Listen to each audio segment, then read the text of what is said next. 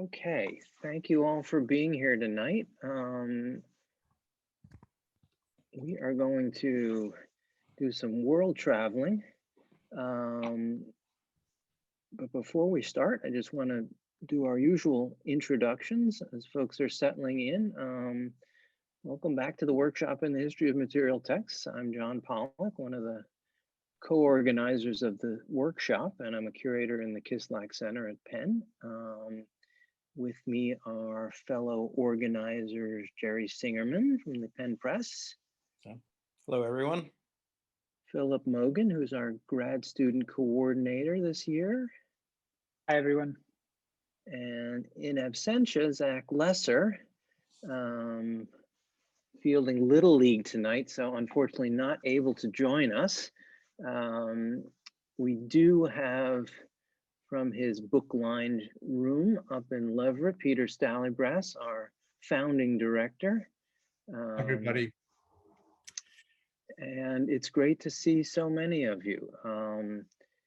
This is, I don't even know what week of the seminar, but we are delighted this evening to have someone who I hope will quickly become a regular of our world, Carol Fowler, who's joining us from Williamstown.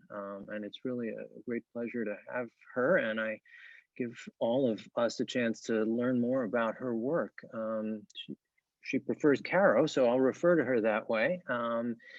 She is the star director, and that's one of the best names of a name, it's one of the best names chair I've ever heard. So that's actually star with 2 R's. The star director of research of the research and academic program at the Clark Art Institute in Williamstown, Mass. And she also teaches in the grad program in art history at Williams College. Cara is the author of 2 very recent and very impressive books. In 2016, Drawing and the Senses, an Early Modern History. And just out in 2019, The Art of Paper, From the Holy Land to the Americas. So Peter is here, Peter Stallybrass is here, but I am going to try to speak for him nevertheless by saying that I think one of the origin motivations behind the formation of the workshop in the history of material text was to bridge scholarly divides, to bridge as many scholarly divides as he could think of, as we could think of. Between humanities disciplines, yes, but also simply to bring together people who interpret, catalog, conserve, study, publish, collect, sell, organize, and read texts and images of any kind and from any period, kind of a broad project, but that's what we do. And I think that Caro's work represents the kind of joining together that this seminar is supposed to feature. She studies the history of art, but also the history of the products that make art and the sciences that help us study and interpret art. I'm actually just getting to know her amazing, rich, and wide-ranging book, The Art of Paper. But of course, ironically, I have to read this book on my laptop, which is kind of a shame. I'll see it in print soon. So here's one of Caro's principal claims from this book. The history of print has obscured the importance of paper as an equal force in defining the early modern world. And her book makes a strong case that we need to really look at paper. And as she says, see how paper works. She examines not just the complex histories of paper's productions, but also the literary and cultural rhetorics around paper's meanings. And the book takes us to early Christianity, to the Middle East and the Cairo Geniza, to China, to Mexico, to India, and many other places from antiquity into the 19th century. I just want to give you a scope of this, a sense of the scope of this project by quoting a couple of sentences from the introduction. So this is Caro.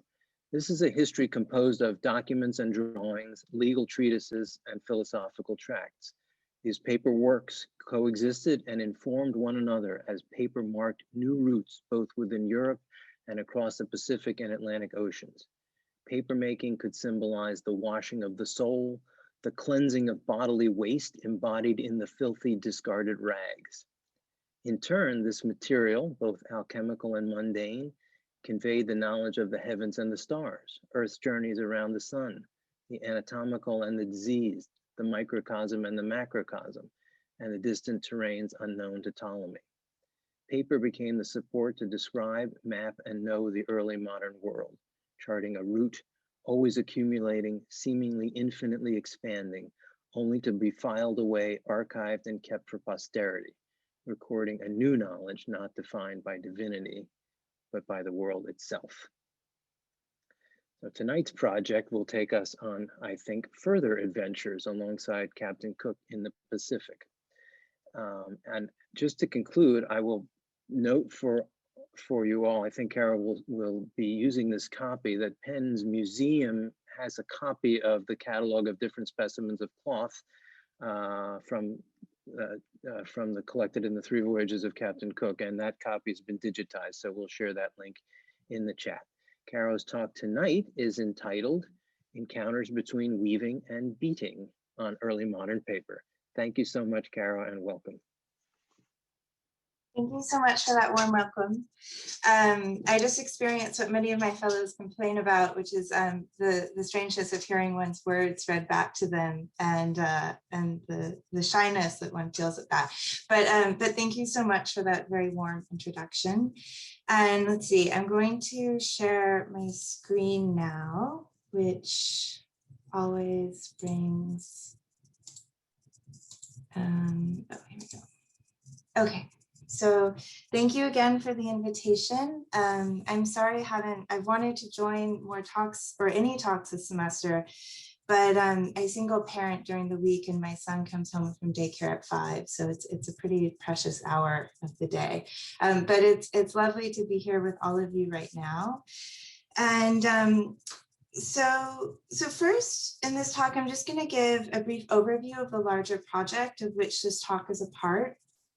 And just as a kind of side note, this is my back burner project. So I have a front burner project that I'm really pushing to finish, and this is the one that is really my unconscious and my mind is ruminating on in my spare time, and so it's also one I feel a little shy presenting because I haven't done as much research on it as some other projects, but that also is fun for a workshop.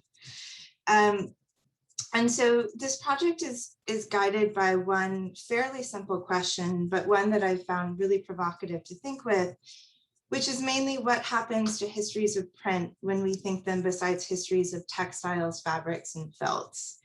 And just to give some overview, and maybe this is interesting also for some of the graduate students or not, but this project began for me when I had both a new job here at the Clark Art Institute and also a new baby. And it was very clear to me that I wouldn't be traveling to any of my archives or resources for any time soon.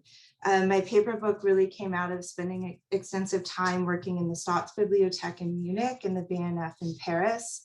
And it was very clear to me that I wouldn't have that kind of time abroad working in archives. I think after this past year, this is something that many of us are now familiar with. So I started looking at some of the local collections, kind of casting about for a new project. And I came across this collection at the Clark called the Marianne Beinecke Decorative Art Collection, which is essentially a really extraordinary resource of kind of from 1500s to even actually contemporary materials dedicated to textile and textile production and the decorative arts. And so I've spent the past couple of years teaching seminars from this collection and kind of working through it and really thinking about what happens to the history of print when it's seen beside the history of textile. And I first became interested in this collection. This is a 16th century lace making manual. And I was really interested first in this collection in looking at these empty printed grids, which were essentially a translation of this. This is obviously a more contemporary example, but it's a printed translation of this grid right here on the right used for lace making. And whereas the printmaker created the grid through incision and an understanding of how surface and relief will translate to a sheet of paper, this grid is formed through tension and knots. And so the grid is drawn together with a needle and thread, creating an object that is both tensile and three-dimensional. And so I was interested in exploring how these actually very ubiquitous paper grids coexisted in a Renaissance world famous for Alberti's veil and the role of the grid in perspectival techniques and famous illustrations, such as this one by Dürer. So that's kind of one aspect of the project that I'm looking at and looking at this history of print next to textile. And I'm also interested in how we may think about a history of paper and communication through textile and how it might look different when seen through not only practices such as lace making, but also thinking about how often there's a division, and I think specifically Tim Ingold's work, between creating through a hylomorphic process, so the process of impression, versus creating through the process of weaving. And I'm curious how in many of these works, these two processes of making come together. So whereas often histories of paper and textile in the early modern world are discussed in regard to rags that were used to make paper, and an examination of how this material history impacted paper's reception, recycling, reuse, in these particular works, I'm more interested to see what happens when paper circulates as both a translation of textiles and also beside textiles.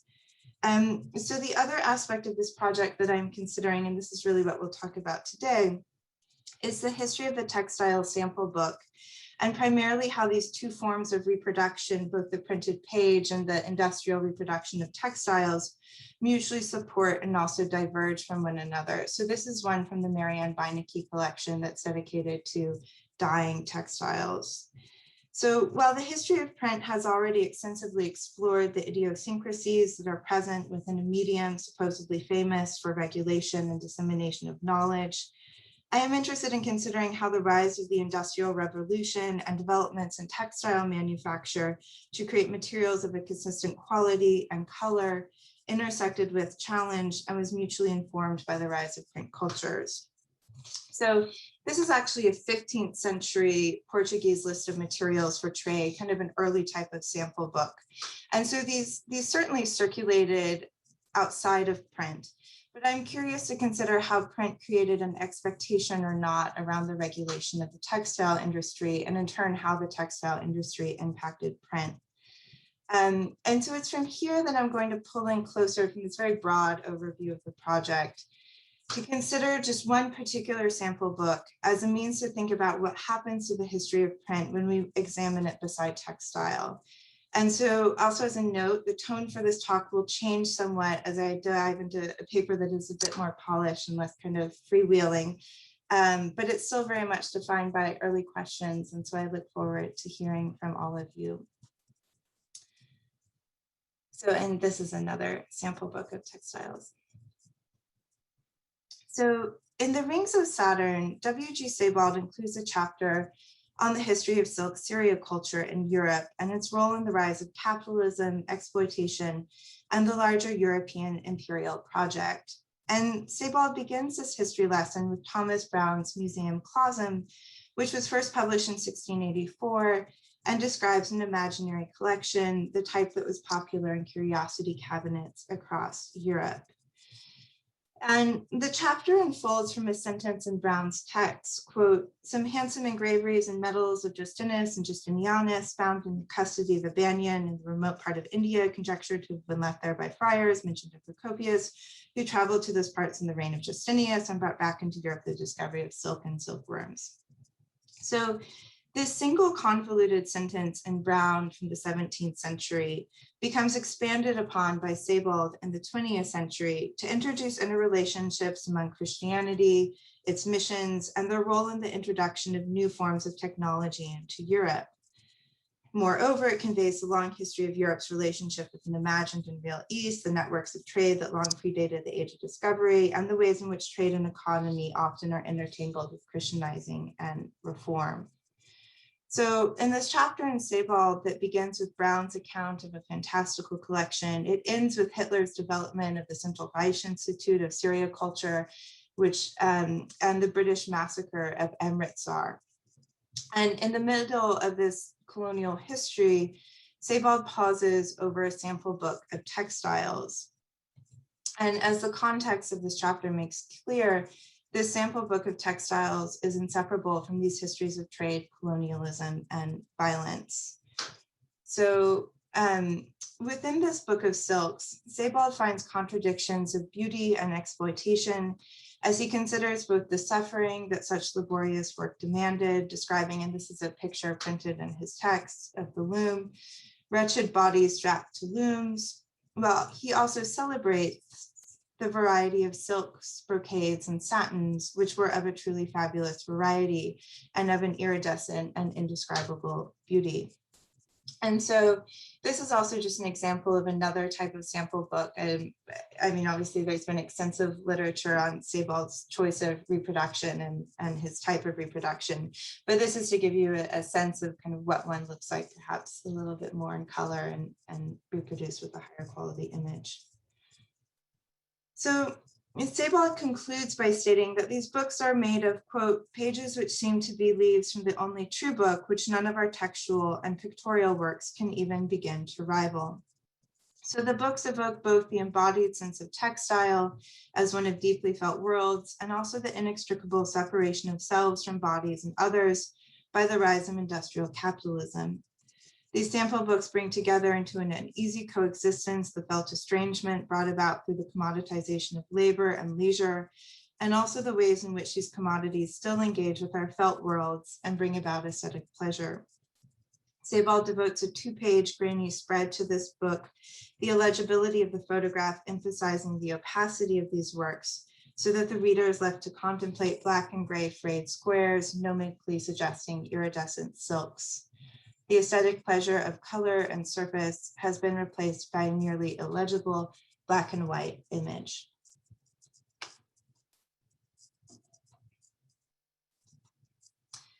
As I will suggest today, the questions raised in Sebald's text offer a window onto an earlier sample book composed of materials that challenge easy definitions of paper versus fabric.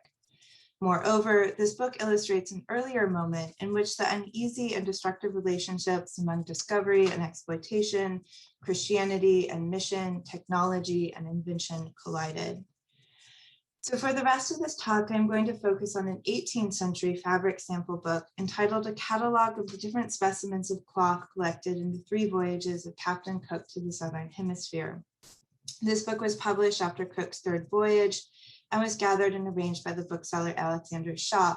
And the version I am showing today is in the collections at UPenn, and that's due to the wonderful digitizing on behalf of John Pollock's librarians and staff. So thank you for your digital resources. The work consists of a letterpress pamphlet of about 8 pages describing the production of tapa, which can roughly be translated into bark cloth. And then it's bound with actual samples of tapa, which Shaw acquired from one of Captain Cook's naval officers. So there are about 68 remaining editions, all with varying examples of tapa, the general name for this bark cloth produced in the Pacific Islands. And it's important to note that due to the fabric samples, no 2 examples of this book are the same. One of the fundamental questions that this book raises is the relationship between paper and textile itself. For the process of making tapa is actually very similar to the process of making paper in Central America, and it is made from the same plant materials as paper in certain parts of the world, namely the paper mulberry tree.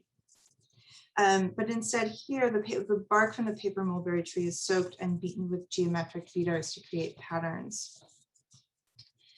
Indeed, the paper historian Dart Hunter would consider such samples of tapa to be a form of paper, and also perhaps he speculated the origins of paper making itself. In Primitive Paper Making, obviously a problematic title, Hunter describes his travels to Oceania to study bark cloth, which he argued is a form of paper.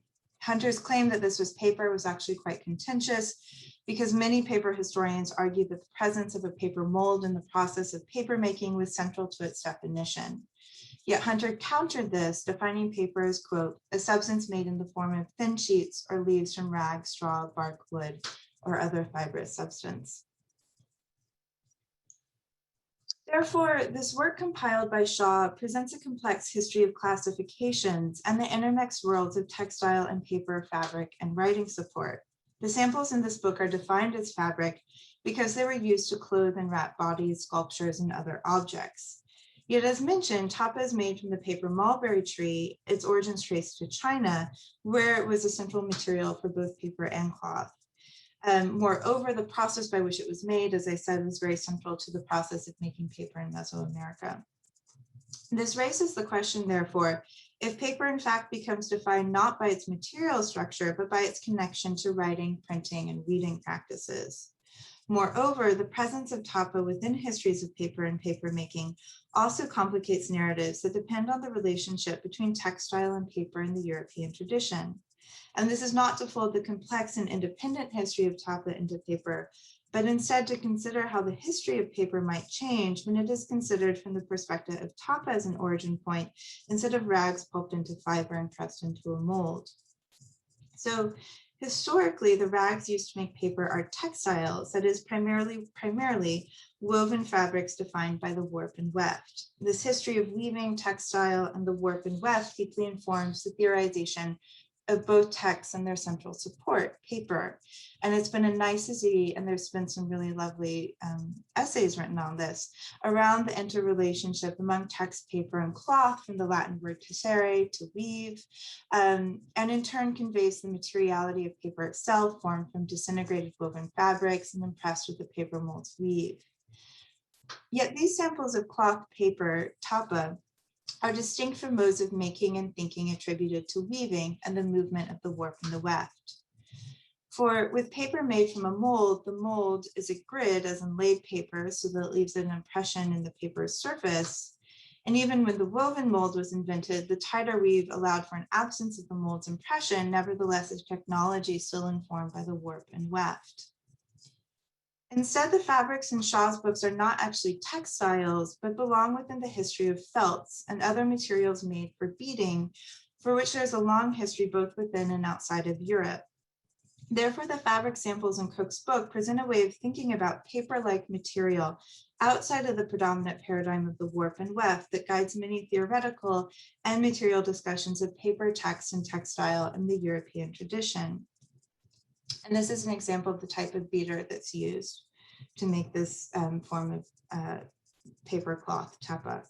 So whereas the warp and weft suggest a gridded lattice to organize space, beading is an organization of form through sonic rhythm. It is not a visual grid by which to order space, but a rhythmic practice informed by impressed geometric abstractions that leave a final trace in the completed work and allow for a complexity of ornamental undertones that belie the warp and weft of the grid. And it's also very important to note here that the making varies widely across the Pacific. And so this is really a very broad strokes overview of a much more complicated and intricate material history. But I would argue that the samples in this book challenge a definition that may be taken for granted, namely the ability to define what is and is not paper, and moreover, the interrelationships among text, weaving, and grid. In closely examining the book itself and considering the ways in which the tapa samples exist within the bound world of the printed codex, it also may be considered how the presence of the oceanic fabric samples challenge some of the premises around paper in the early modern world that is revealed in the descriptive paragraphs accompanying the samples. So in many ways, this book continues the logic of Thomas Brown's Museum Clausum with pithy printed descriptions of the samples, and for the most part, the descriptions are brief. So for example, from Sandwich Island, this was no larger than a common tablecloth. The dyes are Mauri ficus and burnt coconut mixed with oil of the same. Yet some of the samples are accompanied by much longer accounts, and it is in this relationship between the printed narration and the amassed tapa samples that a complex narrative around the translation of knowledge across the early modern world emerges. For example, from the sample of cloth entitled Number 34, quote, "A number of the natives being on board of the Resolution, one of the chiefs took a particular liking to an old blunt iron, which lay upon one of the officers' chests, and taking hold of a boy about 9 years of age, offered him, in exchange pointing to the iron. The gentleman, although he knew he could not keep the youth, yet willing to see if he would willingly stay, or if any of the rest would claim him, took the child and gave the savage the iron.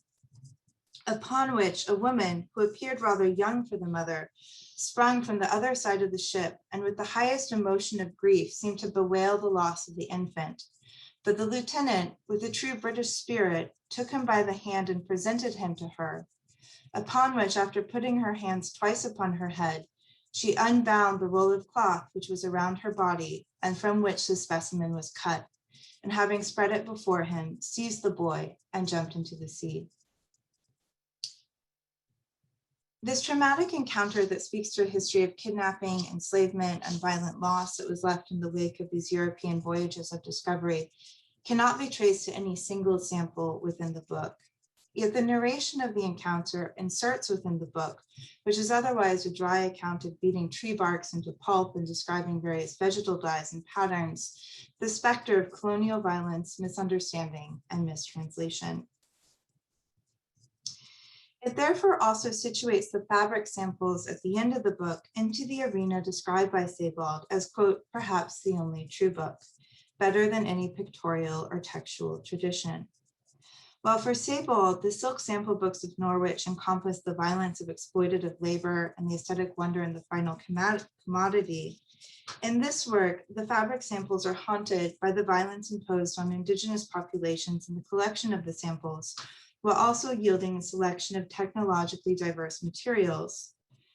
Moreover, the presence of the beaten fabric support within the bound codex challenges the role of paper itself to convey information across the early modern world. And here, I'm primarily thinking of the way in which Bruno Latour articulates the role of paper in allowing for the development of what he terms the immutable mobile. In his formative essay, Visualization and Cognition, Drawing Things Together, Latour specifically evokes the Pacific as the peripheral site by which drawing and paper realize new modes of transmission. For Latour, drawing a map on paper as opposed to sand launched a new paradigm of science and discovery. The drawing on paper could travel from the periphery to the center, which he defined as Pacific and Versailles, and in turn, once back at the center at Versailles, this drawing on paper could be translated into a printed image combined with other images and text to create a representation of Oceania. Now, scholars have already sufficiently critiqued his account, from his assumptions around center and periphery to the necessity of plasticity as opposed to immutability. And so that's not so much what I'm interested in today. But I would argue that in the bark samples, we have an immutable mobile that acts very differently than the map inscribed on paper. Instead of a drawing on paper, these are actual samples for which the definition of fabric versus paper remains tenuous. They travel from Oceania to London to be combined with printed text and other images to create a representation of the Pacific. In this way, they fulfill many of Latour's criteria, and that they remain immutable in their form, yet they are also combinable and transportable. Yet these are certainly not the ones that Latour was considering. For central to the immutable mobile is the invisibility of paper itself. While Latour understood paper as central to the process of the immutable mobile, he specifically describes it as, quote, a ground that is optically consistent. There has been a lot of discussion around how the grid reduces space to a homogeneous surface, but little consideration of the importance of a white optically consistent paper surface to the grid's success. While the grid in textile is one of the oldest forms of organizing space, I would argue that it only obtained its homogeneity with the introduction of white European laid paper, whose optical consistent surface in turn configured space as abstract and empty, divesting it of symbolic value and local meaning, primed for the grids used by explorers and others. Yet these tapa fragments refute the optical consistency of surface. They also question the definition of pulped plant fiber and its orientation toward writing and print. On the one hand, paper may be viewed as the material backbone of the systematized forms of visual representation that developed in the early modern period from the grid to the account ledger. Yet it is within the world of both textile and fabric that the rationalism of the Enlightenment's paperwork is challenged, a world built upon the recycled, whitewashed, bleached rags of the living and the dead to create an abstraction of surface for the optical consistent conveyance of knowledge. Indeed, erasure was not a history contained to the colonial peripheries, but was in fact central to Europe's own bleaching of its rags and rise of a form of labor and capital elucidated by Sebald that demanded that we do not know how things are made, carried, borne, and lost. Indeed, for writers such as Sebald, it is only within these true books and books such as the one seen here that this history of loss, exploitation, and wonder is captured. Thank you. Thank you so much. Wonderful. Yeah, I can stop. Just to remind everybody, we will do our Q&A.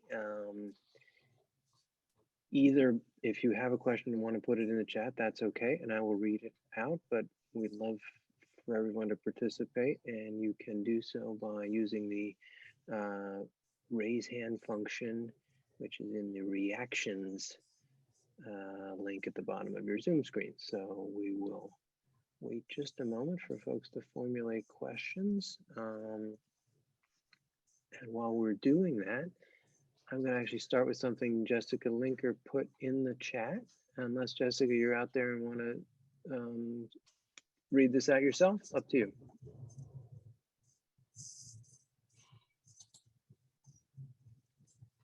Let me read for Jessica. So she says, as a selfish question that I hope can be clarified at the end of the talk, she's referring to one of your first slides, Caro, that depicted a cloth weave and wonders what it's from. Maybe we can look at it more carefully because she's looking for illustrations that are printed from metal castings of cloth and found very limited examples outside of colonial American currency, only in 19th century textile books. So, yeah. Yeah, so I think that the one that you're talking about is the printed grid. Is that correct?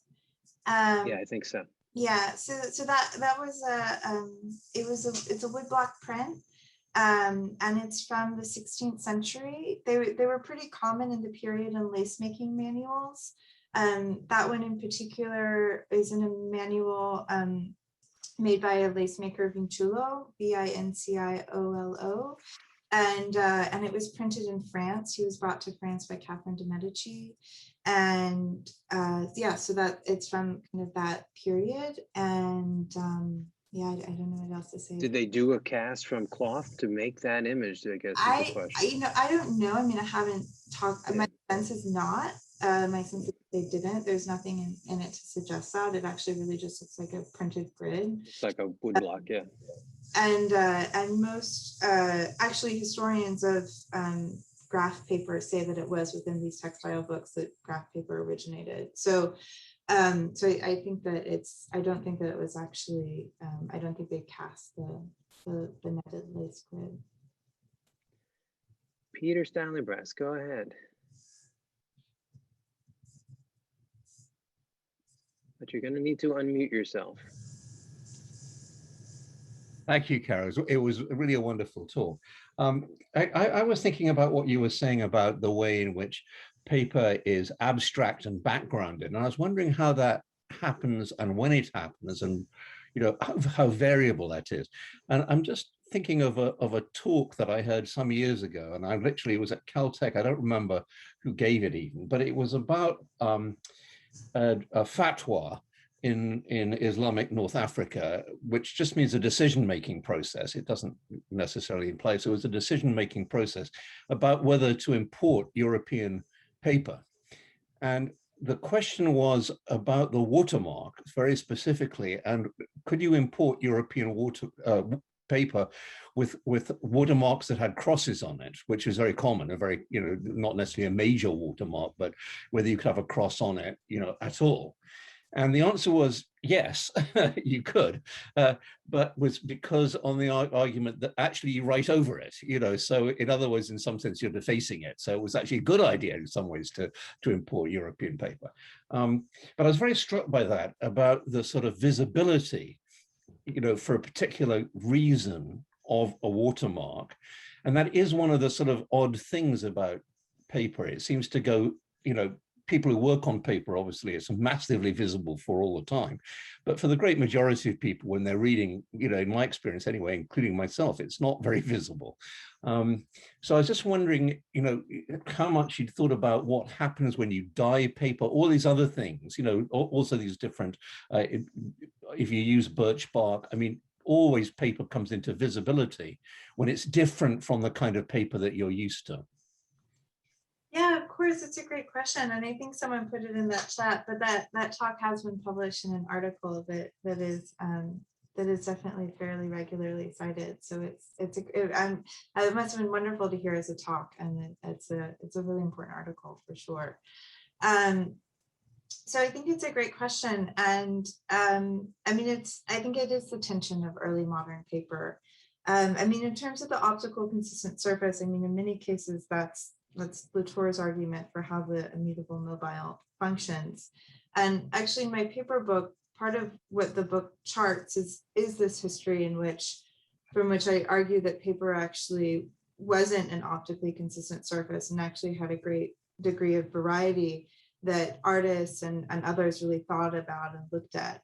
So for example, I discuss Albert Durer's use of blue paper versus some of his other papers, and I argue that his use of papers was very purposeful and was very much engaged to certain questions around geography and artistic practice. And so I think that for a large period of the early modern world, I actually think that people were acutely aware of watermarks and quality and brown paper versus white paper and different qualities of white paper and different sizes. And I actually think people were acutely aware of that. But it does seem to me that and I kind of ended my book here for a very specific reason, but in this late 17th and into the 18th century, there starts to develop such a massive paperwork, and you see it in so many representations, from prints to books, and people talk about it and people have written books about it. And it seems to me that with this development of really paperwork and the representation of paperwork in the 17th and 18th centuries, the paper really does change, and it moves from being something in which I think most people were very acutely aware of the different qualities and the different grades and what the different watermarks were and where it was from. And it really becomes much more of an abstract commodity. And you see that both within representations and paintings, like, there's a whole northern tradition of paintings of paperwork that really emerged at the end of the 17th century and into the 18th century. And so I agree with you. I think that's one of the great tensions of any paper is the ways in which it can both disappear and also be very viable and present if one really attends to it.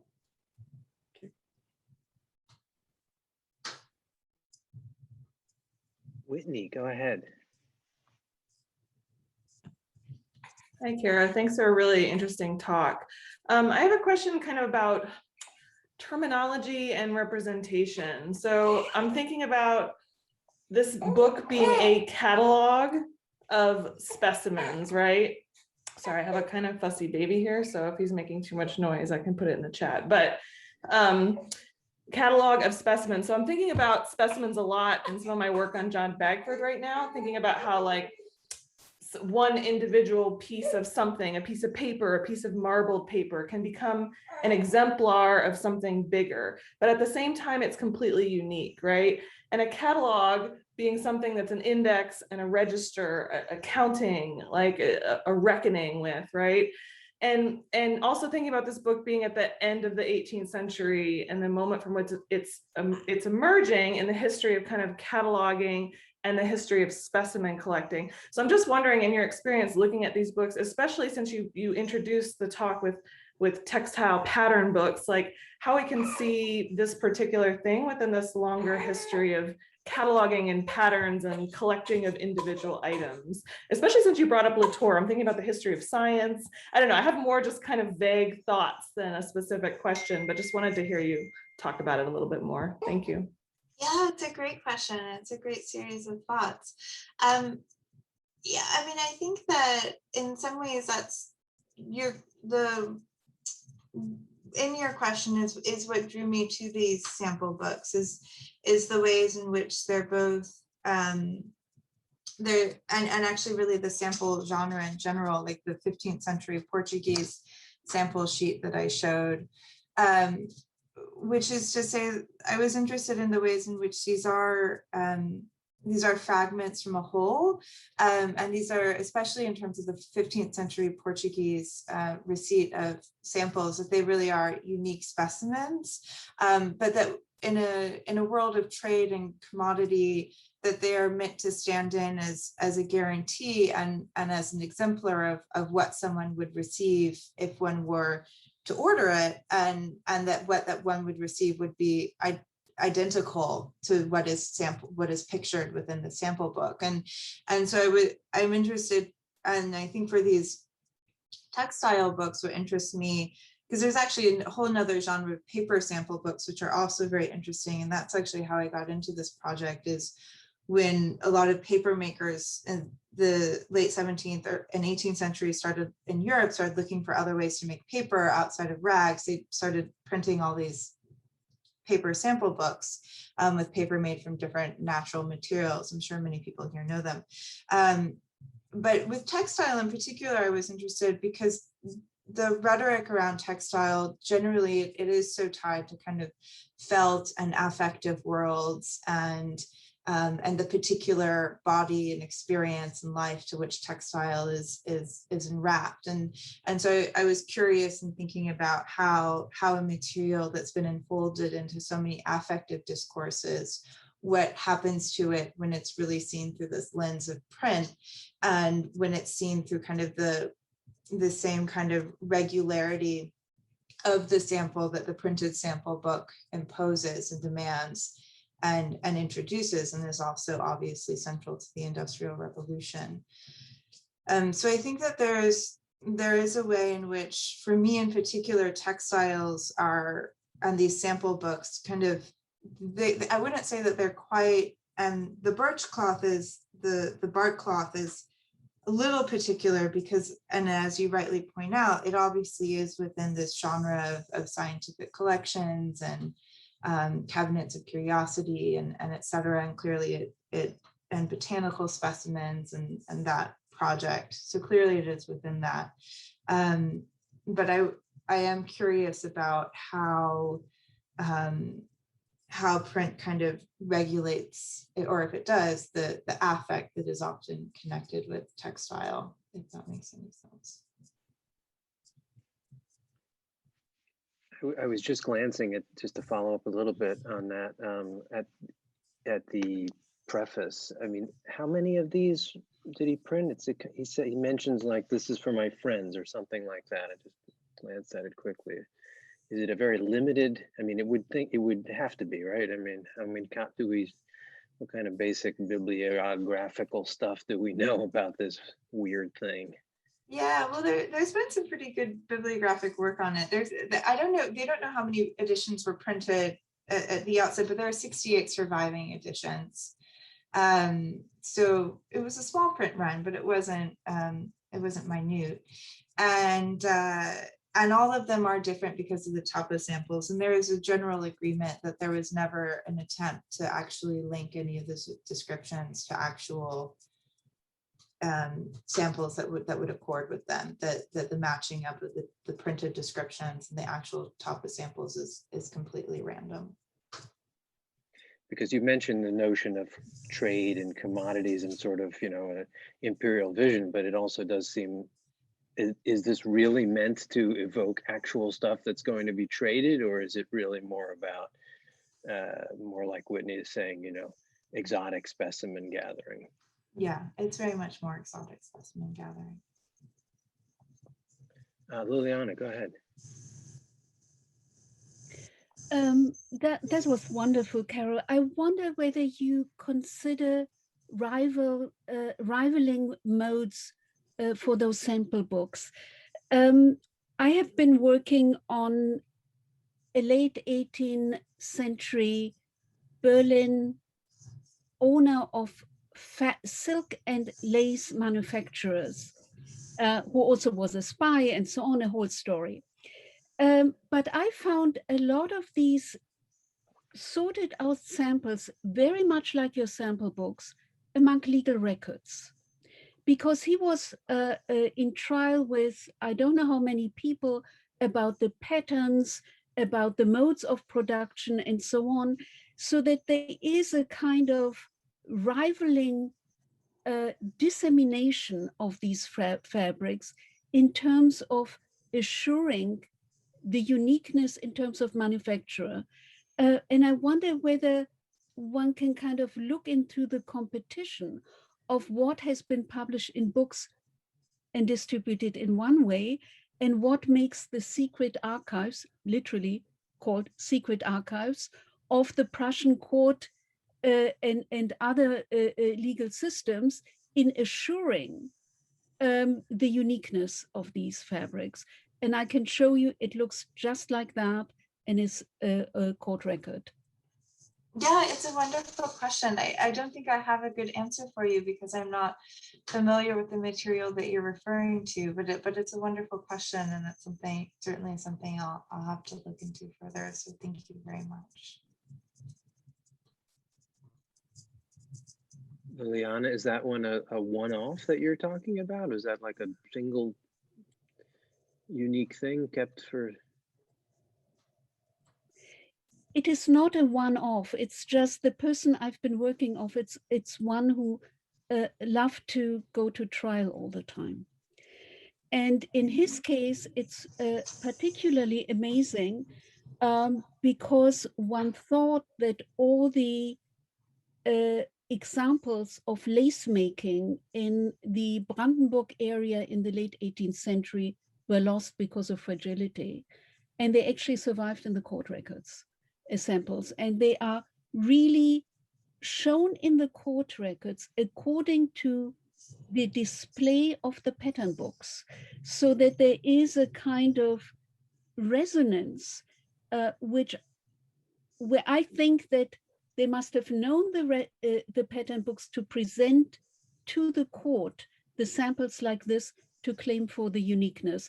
So it is unique, but I'm sure there are other people who had manufacturers who were doing similar things. He had the, he was the only one who in the late 18th century could produce lace in the Prussian Empire. That's a wonderful example to bring up. Thank you. I'll have to look it up. That's great. Thank you. Peter, back to you. If there's someone else, I've got. I mean, I was fascinated also by this tension between the notion of a printed book and these unique books. You know, that every book is unique because it's got bark in it, and I'm thinking that's a connection with a whole range of books that you have. Also, paper books, paper samples, which I know from much later. I don't know. You know, to this day, you actually, you know, if you can actually look at these paper sample books for the book you're going to publish, particularly in art books, they look at, you know, when you're choosing paper. I'm thinking also of color samples, which have a very long history of, you know, the notion.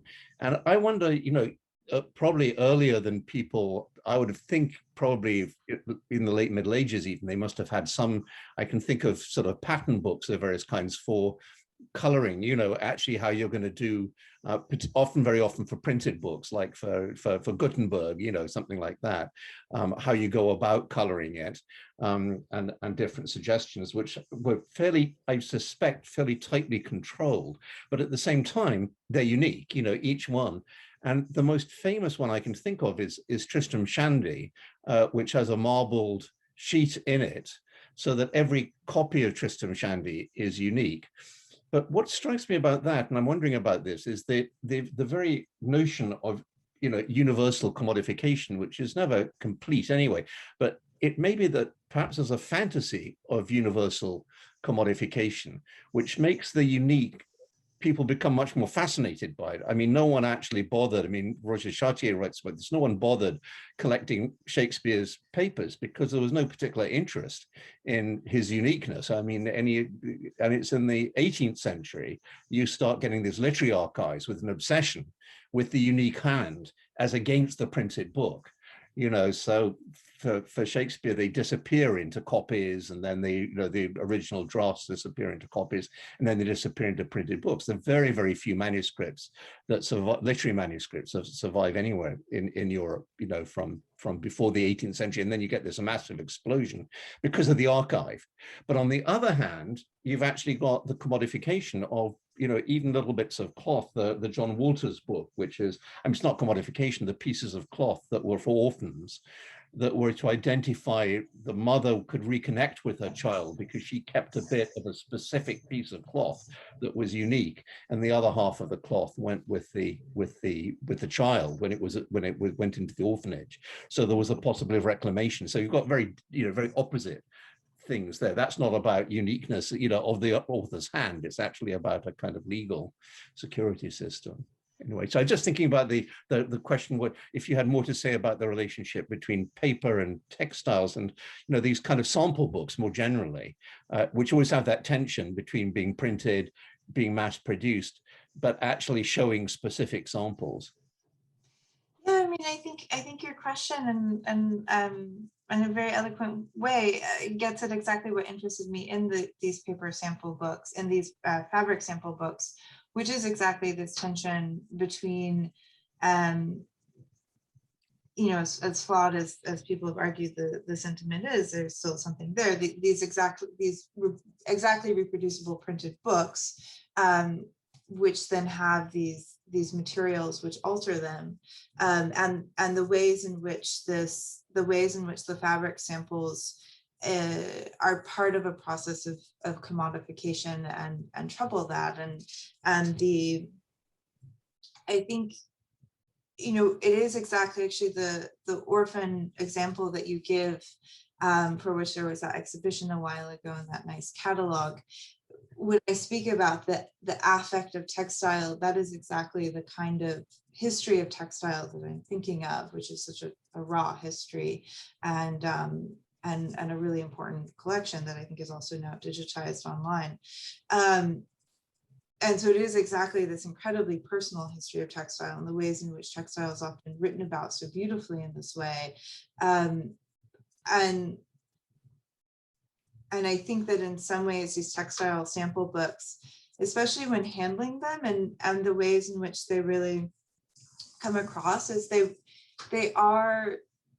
really fun books to handle. I mean, they're pretty extraordinary. And the ones I showed are kind of, I showed basically a page of blue textile samples, but especially in some of the later ones, there's really extraordinary samples of different pattern textiles and many different sheens and textures, and they all feel very differently, and you can touch them all, and they're very they're aesthetically fascinating objects, and they really do they seem to open up that possibility, I think, that is within textile to hold and to wrap and to clothe and to carry that sentiment. But they're also, they represent, and especially the books I'm looking at right now, they really represent the Industrial Revolution and this not only changes in labor and everything that came with that, but also this promise that the textile you will select from here will have that exact shade of blue that you chose. And for example, within the dye sample books, they'll have 50 different shades of blue. So it's a sense that they will be able to exactly reproduce that one particular shade of blue for whoever orders it for whatever they want to do. So I think it is exactly what you articulated. It is this tension within these books that I find so interesting to explore. And since this project is so early, I haven't quite articulated for myself yet exactly what will come out of that. But it is exactly this history. Thank you. I was just thinking with some of the things Peter was saying that Shira would have something to say, and there she is with a question. Hi, Shira. Hi, John, and hi, Caro. It's great to see you here, Caro. That was such a brilliant talk, and you should really be properly feted in the Philadelphia style of Chinese food and beer. So hopefully we can just keep that promise on hold till we can make that possible. I'm really trying to get my head around this paradigm shift that you're proposing, from a long history of thinking about paper as a support for text and the metaphors of text and weaving and all that evokes, right? For me, it evokes Penelope at the loom. It evokes, I think of Velázquez spinners. I think of women who are silenced, who are the sort of secret back labor behind paper. And I'm thinking also about the transition that you're proposing from thinking about cloth. So on the one hand, moving from weaving to beading, right, which as you evoked this very sort of bodily and also audible kind of process, but also thinking about cloth from something that's recycled into paper to something sort of paperish that can become cloth or can potentially wrap a body. And I guess what I guess I want to ask you about the big picture of this paradigm shift and the relationship of paper to body. I guess I want to ask, like, where has the body been in relationship to paper with the weaving metaphor, and where, like, does the body emerge more for us when we look at the tapa? Like, I guess what happens to the body, and where is it in the history vis-a-vis paper with this change in focus that you're asking us to think about? Yeah, it's such a great question, Shira, and I feel unequipped to answer it because, you know, I think, and this is really what I think is difficult in moving outside of one's Western European training. You know, within histories of Western European paper making and paper, I feel like I could give an answer for the place of the body. I mean, in terms of you know, looking at a lot of the pamphlets and rhymes and things that come out around the Reformation, and thinking and the ways in which paper and its process of making is likened to the washing of the soul and the resurrection of the body, and kind of this whole discourse that happens around paper making, and thinking about and a lot of people who I cite in my book, really up to the 19th century, the ways in which paper and paper making was consistently written about in Europe, kind of always with these Christological valences, but thinking about the ways in which, you know, and so many people have written about this really beautifully, but thinking about the ways in which the rags that clothe the body are, you know, transformed and transmuted into this new substance, and what that means. And what I don't know is within these other traditions, like within the traditions within the Pacific or even Mesoamerica, which I argue has a similar form of paper making, I don't know the philosophical traditions there enough to speak in an informed way about how that process of beating or making might belong to and be part of a tradition in the same way that I think paper making in Europe very much was part of a kind of Christological and ultimately tradition really informed by the Reformation, in terms of thinking about, you know, cleansing of the soul and the body and resurrection and all these things. And so so I don't entirely know where the body in tapa would be, and that it's a really great question, and it's something that would be really nice to think with for the next couple of years. So I'll have to think about it. But thank you, Shira. That was a beautiful question. Shira, any follow-up or?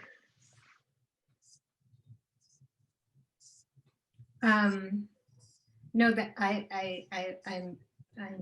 I'm provoked and tantalized. Just one little point that you guys were making in passing. There's an echo in the chat here. Lynn points out this kind of, you know, connection between beating rags and beating bark to make fabric. How much does Cook talk about process in this text, if at all? He's getting these samples. How much is he witnessing or describing?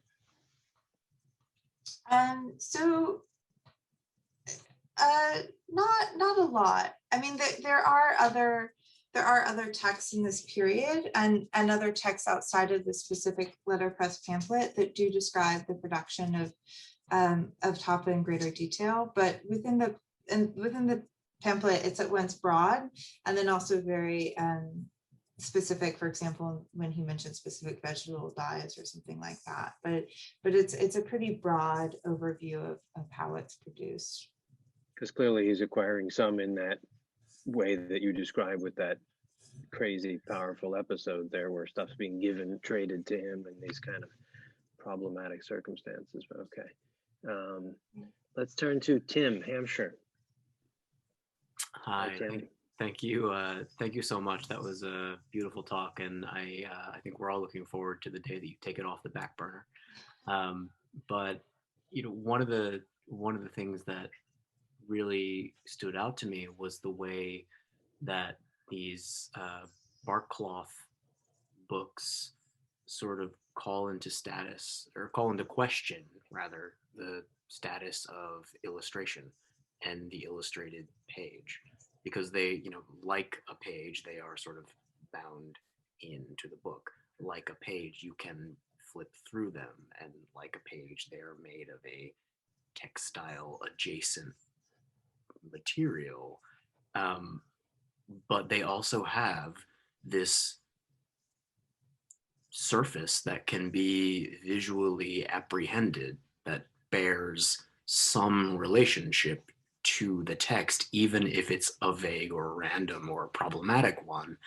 And so it seems to me like they are they're doing, do you know what I mean? They're doing sort of funky things with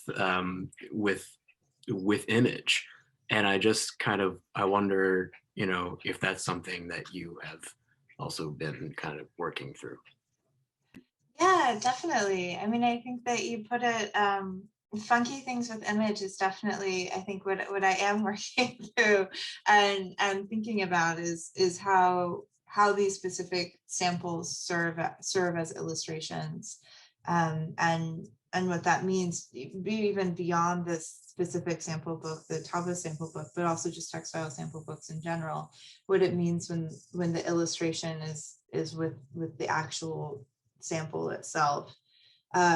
And paper and textile both obviously have well, not obviously perhaps, but they do have the quality in which they're able to stand in this way, because they can be reproduced within a codex, and they can be slotted into a codex in a way that, say, perhaps a sample of, you know, reptiles or amphibious creatures that are being collected at this period, you know, couldn't obviously just be put into a codex and mass produced. So there is something very specific, I think, about paper and textile, and that they're able to act as illustrations in this way, that does not grow across the board for the ways, for everything that was cataloged and collected in this period, as Whitney brought up in her question.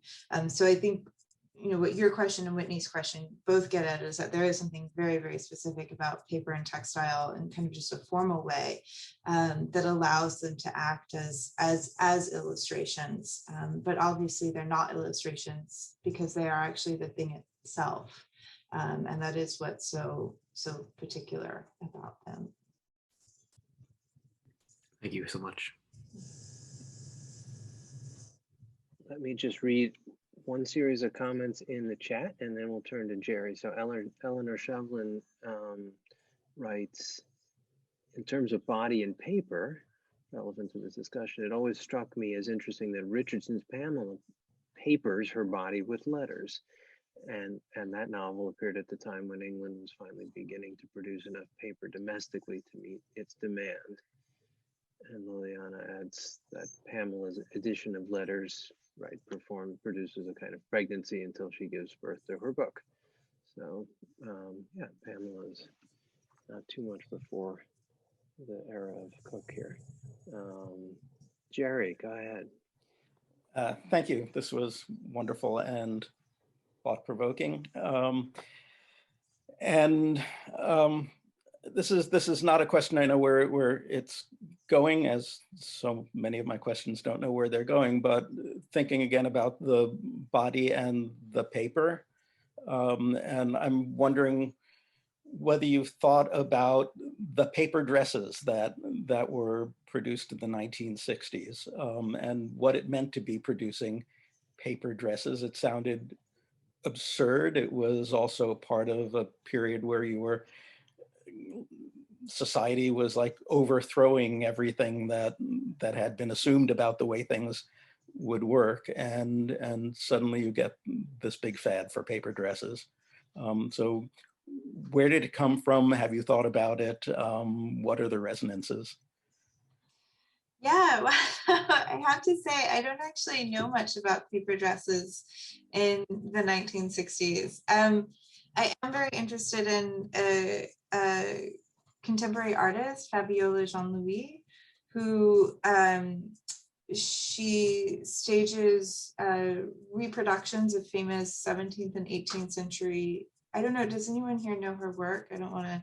Okay, so she stages reproductions of 17th and 18th century paintings, and they're often kind of the large, classic kind of 18th century portraits of stately noble women, but she stages them and she makes these elaborate costumes. She reproduces the dresses in these paintings and she makes them with paper.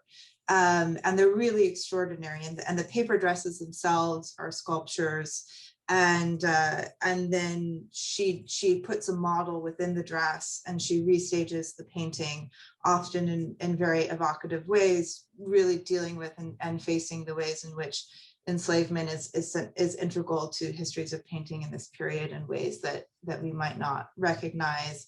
For example, I think it's a Gainsborough portrait of Queen Charlotte. I might be wrong of that, but she restages that portrait, but then she puts a very famous Dutch painting of a rape of a Black woman in the background. So all this is to say, and she builds these elaborate paper sets and paper dresses, and her paper sculptures are really extraordinary, and she talks a lot about how making these paper dresses is very much thinking about the ways in which paper was a bill of sale and paper was how lives were traded. And so she's very much engaged in thinking about paper this way and what it means to make a paper dress. So I do think about paper dresses through her work, and I suggest everyone check her out if you want. But I don't know anything about paper dresses in the 1960s. Well, I'm much less intellectualized. From groovyhistory.com, which I have right here. In 1966, the Scott Paper Company introduced the world to paper dresses, a type of disposable fad fashion that became a short-lived viral sensation.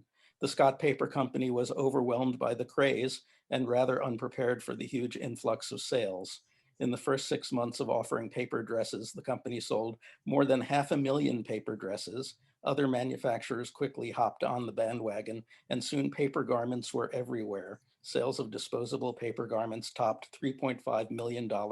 At the close of 1966, the novelty craze attracted the attention of wedding and formal wear designers and even Andy Warhol. Wow, well, it sounds like kind of an early H&M or an early fast fashion. Yeah. But that's great. I'll have to look into that. Thank you for that suggestion. Okay, I don't know quite how we went down that avenue, but that is amazing. Jerry and Liliana in the chat. Just to ask Cara a question that's come to me in the chat about the smell of paper, to invoke another sense here. Are there accounts of smell? This is from Arthur Kieran, who's on the phone. Are there accounts of smell that bear on this topic, the smell and paper, or in general? That's a really great question. I imagine everyone here as the material text group has their own personal acute feelings about the smell of paper. I don't think you can work with paper documents and archives and just books in general and not have a warm and fuzzy feeling about paper's various smells. But it's a great question. I actually haven't come across very much on the actual smell of paper. So I would love for anyone to interject if they have, because I don't really think of anything in particular. Okay, future material text seminar for sure. Smell-o-vision. Let's turn to Valerie. Valerie Wayne, go ahead. Thank you, Carol, for your paper. It was really interesting. I come to you from Honolulu, where we call it kapa rather than tapa. I don't have a profound knowledge of Hawaiian culture, and I don't mean to speak for that. But one way of perhaps complicating the binary that might be operating here between what is woven and tapa or kapa is fine mats. Mhm. Because both fine mats and tapa are still used in Polynesian culture to wrap sacred objects, and sometimes I think to wrap bodies. I'm not sure about that. I could put you in touch with people who might be able to help you hear more about that. But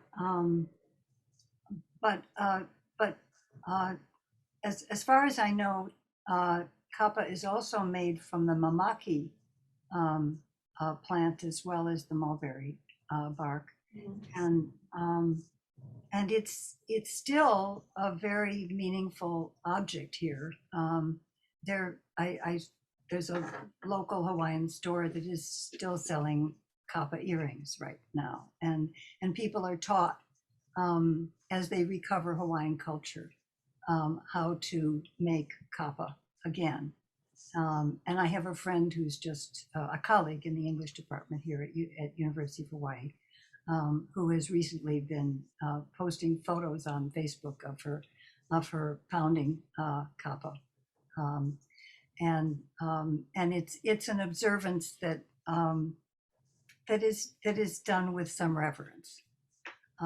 So I just bring all that to you if it might be of interest in some way, or if you would be wanting to contact anybody here who could give you more of a contemporary history of kapa, as well as perhaps a revision of an 18th century take on it. Yeah, definitely. No, those are all great points. And I will say a lot of the work that I've consulted on bark cloth has come out of Hawaii and the tradition of kapa, also New Zealand as well, in which there's also a lot of contemporary scholarship happening in this area. So thank you for pointing to that. And indeed, it's as I suggested in the paper, but I do want to reiterate it. I give a very broad overview of, basically this type of material has a different name and really a different process of being made throughout the different areas of the Pacific. Is really quite broad, and so what I encapsulated in about a brief paragraph, really every regional area has a different way of making this material, and I think what also is important that you pointed to is that it is sacred, and it was often used to wrap sacred objects, not only clothing bodies, but also wrapping sacred objects. And the point of mats is a really great point. I mean, I think, I certainly wouldn't want to suggest a new paradigm by which to undo or to set up a new binary. I think that mainly I'm just interested in thinking about and the thing about beading and felts is that it's also very much the European tradition as well. I mean, there's nothing, felted fabrics were central to the European economy. So I don't think that there's anything even particular to the Pacific about beading to create material support. But I think what I am interested in, and maybe this is just a bone to unnecessarily pick with Tim Ingles' article on textility, but I am interested in just kind of pulling apart a little bit the ways in which it's taken for granted that textiles and warp and weft are necessarily part of paper and text traditions, and just what happens if we introduce another way of making, such as beading, and how might beading inform perhaps a different theorization of what it means to write or to think. I mean, one thing that's also very complicated about this project that I haven't figured out how to get into is that at least the specific areas that Cook is writing about in this period, they were also primarily oral cultures. And so there was there was the introduction of print and new forms of writing, and there's been a lot of literature on it that in many ways also created really big misunderstandings, for example, in the process of land transfer and things like that. So there is also the question of orality within this project, which I think is very sensitive, and that I feel very I need to think about before I really move forward in thinking about how that fits into this more broadly. Thank you. There is a new book by my colleague that's just been published by Duke University Press called Mapping Abundance for a Planetary Future, Kanaka Maoli and Critical Settler Cartographies in Hawaii. I don't know whether that'll be of use to you, but it's going to be major. And Kanaka Maoli, for those who don't know, is the Hawaiian word for Hawaiians. And just a little follow-up for both of you. I mean, so obviously what Cook is doing is radically desacralizing these things, or turning them into things. Do you have any sense of whether he would have taken, stolen, bartered for very large mats, and then he's then cutting them to put them, or then they're then being cut to create these small samples that end up in the 68 copies? Is that what's happening? That's the general understanding by the bibliographers who've worked on these books. Is yes, there were large samples that were cut out. Great. Well, thank you. That's a lot more to say there. Any other questions? Let me get back to my chat here. Okay, well, if there aren't any other questions, that was an extraordinary tour of an amazing amount of material and some great directions. So we look forward to hearing more about this project and your work with it in coming months and years. And let's all thank Carol very much for presenting tonight. Thank you so much. Thank you. Thank you for having me. It was really nice seeing all of you, and hopefully I'll see you in person in the future.